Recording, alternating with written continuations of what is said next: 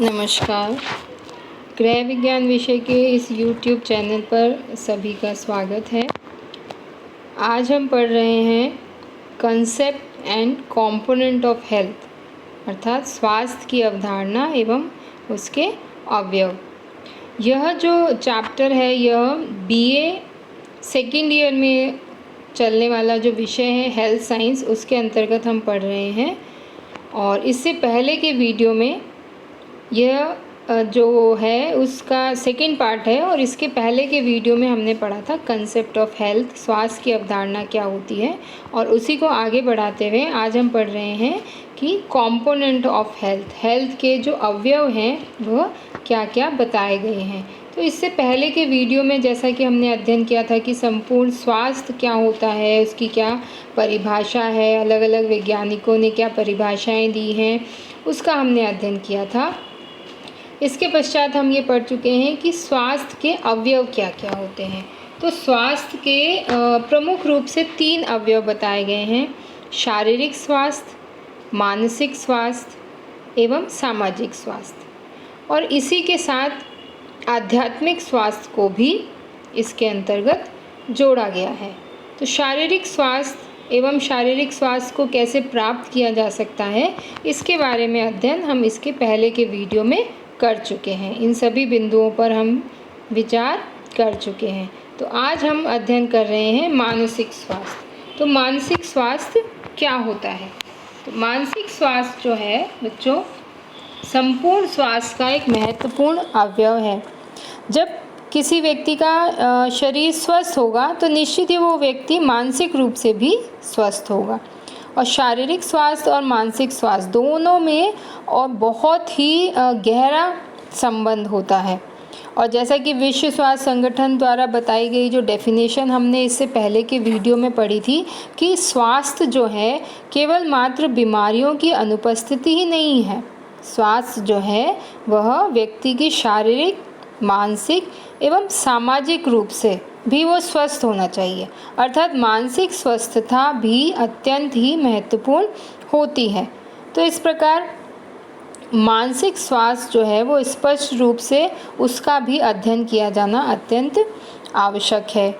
और जैसा कि हम सभी जानते हैं कि आजकल की जो भाग दौड़ की हमारी ज़िंदगी है, इसमें अधिकांश लोग आपने देखे होंगे मानसिक रूप से अस्वस्थ होते हैं, या इसको हम यूँ कहें कि व्यक्ति जो है बहुत ज़्यादा स्ट्रेस में आ गया है, बहुत ज़्यादा उसके साथ चिंताएं हैं, तनाव, उलझन, निराशा और इस प्रकार की विभिन्न मानसिक समस्याओं का सामना उसे करना पड़ रहा है। और इसका जो सीधा प्रभाव है वह उसके मानसिक स्वास्थ्य पर पड़ता है।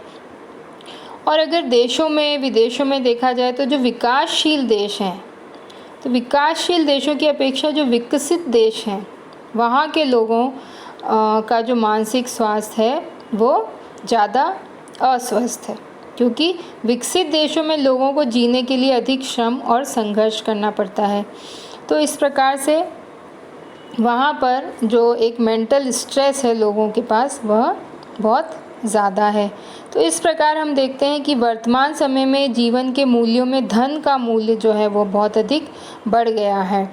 धन कमाने के लिए व्यक्ति परस्पर अग्रसित रहता है और उसी में वो लगा रहता है, वही उसकी लालसा होती है। जितना ज़्यादा धन अर्जित किया जा सके उन्हीं उद्देश्यों को प्राप्ति के लिए वह उसमें लगा रहता है। तो इस प्रकार धन अर्जित करने के उद्देश्य से जुटे लोगों में प्रेम, सहानुभूति, दया, सहयोग, सद्भावना आदि के जो भाव हैं उनका अभाव देखा जा रहा है।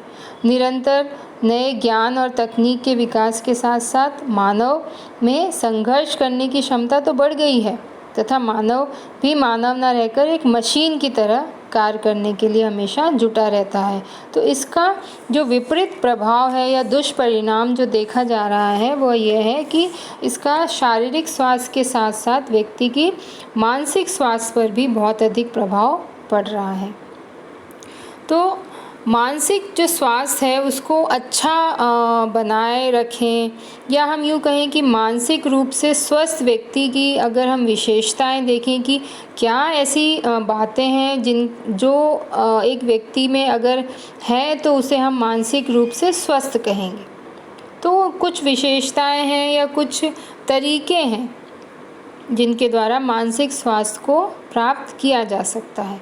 तो मानसिक रूप से जो स्वस्थ व्यक्ति होता है वह शांत, संतुष्ट, प्रसन्न और हमेशा आनंदित रहता है। स्वयं के भीतर किसी भी प्रकार का द्वंद्व या संघर्ष उसमें नहीं होता है, वो एक समान होता है। स्वयं में कभी नकारात्मक सोच उसमें नहीं आती है और स्वयं का भी सम्मान करता है और दूसरों का भी सम्मान करता है। तो इस प्रकार प्रसन्नता, शांति और उसके व्यवहार में अगर प्रफुल्लता है और एक प्रकार की आत्मसंतुष्टि व्यक्ति में है तो यह इस बात को इंगित करता है कि व्यक्ति मानसिक रूप से स्वस्थ है। और मानसिक रूप से स्वस्थ व्यक्ति जो है उसको स्वयं के ऊपर अपना एक अच्छा कंट्रोल उसका रहता है, सेल्फ कंट्रोल उसका बहुत अच्छा रहता है। और इसी के कारण कोई भी परेशानी अगर उसके सामने आ रही है, कोई भी कठिन से कठिन परेशानी उसके सामने आ रही है तो वह उसका अपना बुद्धिमत्तापूर्ण सुझाव करता है। और वह जो है वो किसी अपने इमोशनल इम्बैलेंस का शिकार नहीं होता है, या हम यूँ कहें कि वह संवेगों का गुलाम नहीं होता है। भय, क्रोध, प्रेम, ईर्ष्या, चिंता, तनाव इत्यादि पर ये जो चीज़ें हैं, ये जो संवेग हैं, ये उस पर हावी नहीं होते हैं, इस पर वो कंट्रोल करना जानता है। तो अगर इस तरह की कंट्रोलिंग पावर व्यक्ति में है तो वो मानसिक रूप से स्वस्थ है। या हम यूँ कहें कि हम अगर उन विधियों का चयन करें जिसके द्वारा हम अपने संवेगों पर कंट्रोल करें, हम अपने आप पर नियंत्रण कर सकते हैं, तो यह एक बहुत अच्छा तरीका होता है मानसिक स्वास्थ्य को प्राप्त करने का। इसके अलावा मानसिक रूप से जो स्वस्थ व्यक्ति है वो दूसरों के साथ अच्छी तरह से समायोजन कर पाता है। जो हम एक एडजस्टमेंट की बात करते हैं, एडजस्टमेंट जो होता है ये व्यक्ति को अपनी फैमिली के साथ करना पड़ता है, अपने आउटर एनवायरनमेंट के साथ करना पड़ता है, और साथ ही साथ अगर आप कहीं बाहर जॉब में हैं तो घर के साथ साथ आपको वर्क प्लेस में जो काम करने वाले साथी हैं, आपके जो बॉस हैं, अधिकारी हैं, सभी के साथ समायोजन बिठाना पड़ता है। तो ऐसा व्यक्ति सामाजिक होता है और दूसरों की सहायता एवं सहयोग करने में आगे रहता है, जो समायोजन करने में सक्षम होता है। तो इस प्रकार जो समायोजन की जो विशेषता अगर व्यक्ति में है तो वह उसका जो मानसिक स्वास्थ्य है वह भी काफ़ी अच्छा होता है। इसी के साथ जो मानसिक रूप से स्वस्थ यदि हमें अपने आप को रखना है तो मन जो है, हमारा जो मन है उसे संतुलित अवस्था में रखना होता है। और मानसिक रूप से स्वस्थ व्यक्ति जो है उसकी निर्णय लेने की जो क्षमता होती है वो बहुत ही अच्छी होती है, और वो परेशानियों से ऐसे घबराता नहीं है, परेशानियों का शांति से, ठंडे दिमाग से सामना करता है, और साथ ही साथ उसके जो सकारात्मक पहलू हैं उनको वह देखता है और उन समस्याओं का समाधान करने का प्रयास वह करता है। डर, क्रोध, ईर्ष्या आदि का उसमें अभाव होता है। मानसिक तनाव और अवसाद अगर नहीं है तो व्यक्ति मानसिक रूप से स्वस्थ हो सकता है। और मानसिक रूप से स्वस्थ व्यक्ति जो है वह अपने बदलते हुए वातावरण के साथ भी समायोजन स्थापित कर लेता है।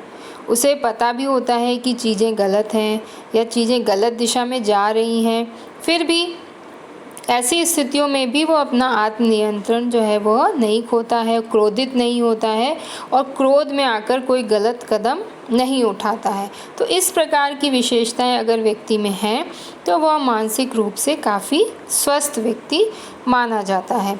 इसी के साथ मानसिक रूप से स्वस्थ व्यक्ति कभी अकारण दूसरों को परेशान नहीं करता है, बल्कि दूसरों के साथ अच्छे प्रकार से व्यवहार करता है, दूसरों की मदद करता है। यह चीज़ें एक स्वस्थ मानसिकता वाले व्यक्ति में अवश्य होती हैं। इसके अलावा जो मानसिक स्वास्थ्य है उसके लिए आवश्यक है कि वाणी जो है वह संयम में होनी चाहिए, वाणी में मधुरता होनी चाहिए। यदि वाणी में मधुरता नहीं है व्यक्ति की, तो इससे जो दूसरे व्यक्तियों के साथ जो हमारा संबंध स्थापित होता है, अगर क्रोधित प्रवृत्ति के हैं, ऊंची स्वर में बात की जाती है, तो दूसरे व्यक्तियों के साथ जो हमारा संबंध है वह प्रभावित हो सकता है और इसका सीधा प्रभाव व्यक्ति के मानसिक स्वास्थ्य पर पड़ता है। इसलिए जो व्यक्ति है वो कुशल और व्यवहारी होना चाहिए, स्वार्थी नहीं होना चाहिए, क्योंकि स्वार्थ जो है, सेल्फिशनेस जो है, यह सीधा आप प्रभावित करती है, आपके मन मस्तिष्क को प्रभावित करती है। क्योंकि अगर व्यक्ति स्वार्थी है तो उसमें नकारात्मक भावनाएं जो हैं वो ज़्यादा उत्पन्न हो जाती हैं, और अगर नकारात्मकता व्यक्ति के शरीर में, व्यक्ति के मस्तिष्क में स्थापित हो गई है, तो वो सकारात्मक पहलुओं को नहीं देख पाता है और गलत कार्य जो है, गलत कार्य की ओर अग्रसित होता है और गलत कार्यों को करने के लिए प्रेरित भी होता है। तो इस प्रकार स्वार्थपन जो है व्यक्ति में नहीं होना चाहिए। संतोषी जीवन की प्रवृत्ति का व्यक्ति होना चाहिए। बहुत अधिक चीज़ों को प्राप्त करने की लालसा व्यक्ति में यदि ना हो तो वह मानसिक रूप से खुश रह सकता है। इसके अलावा परोपकारी और समाज सेवा की भावना व्यक्ति में हो, जीवन मात्र के प्रति दया की भावना, दया, प्रेम, करुणा की भावना यदि जिन व्यक्तियों में होती है तो वह मानसिक रूप से काफ़ी स्वस्थ होते हैं और दूसरों की सहायता के लिए सदैव प्रयत्नशील भी रहते हैं। इसके अलावा परिस्थितियों के साथ संघर्ष करते समय उसमें सहन शक्ति होना अत्यंत ही आवश्यक होती है, और विकट परिस्थितियां यदि व्यक्ति के सामने आई हैं तो उनके साथ सामंजस्य बनाकर उन परिस्थितियों का सामना किया जाना अत्यंत आवश्यक है। तो इस प्रकार आज हमने उन बिंदुओं पर चर्चा करी कि किस प्रकार से व्यक्ति मानसिक स्वस्थता को प्राप्त कर सकता है, या हम यूँ कहें कि जो एक मानसिक रूप से स्वस्थ व्यक्ति है उसमें क्या क्या विशेषताएं होनी चाहिए। इसके अगले वीडियो में हम अध्ययन करेंगे कि सामाजिक स्वास्थ्य और आध्यात्मिक स्वास्थ्य क्या होता है। धन्यवाद।